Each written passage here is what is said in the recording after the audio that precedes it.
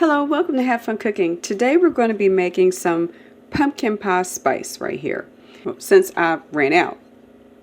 So if you ran out, there's no need to run to the store if you have a few basic ingredients. What you're going to need is some cinnamon, some cloves, some ginger, some nutmeg, and some allspice.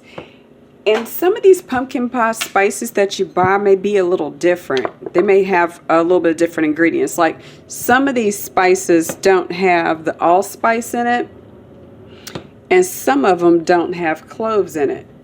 Just like this one, Kroger brand. But this right here, this one has cloves in it, but no allspice.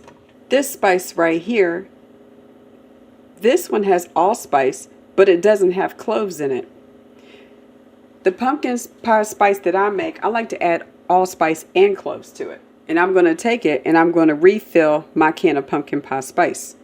Okay, so we're going to need some cinnamon. I'm going to add 4 tablespoons to this so I can put a good amount in my can. And 4. So now we're going to switch to teaspoons. That was 4 tablespoons of cinnamon. Now we're going to switch to teaspoons.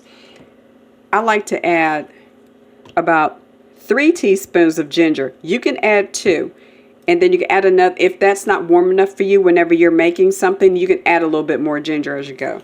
3. And adding 3 teaspoons won't really change the flavor. It makes it just a little bit more warm. 2 teaspoons of ground nutmeg, 1 teaspoon of allspice, and lastly 1 teaspoon of ground cloves.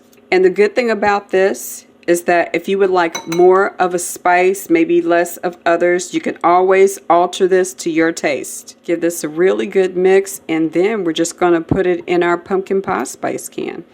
Okay, all that pumpkin pie spice that I made, that was the perfect amount to fill up this 15-ounce can of pumpkin pie spice. See, it filled it up pretty much to the top. This is a good recipe, and if you want to adjust the seasoning, just the spices, you can adjust those. So if you like this video, hit that thumbs up, subscribe, and also hit that notification bell for future videos. Until next time, have fun cooking.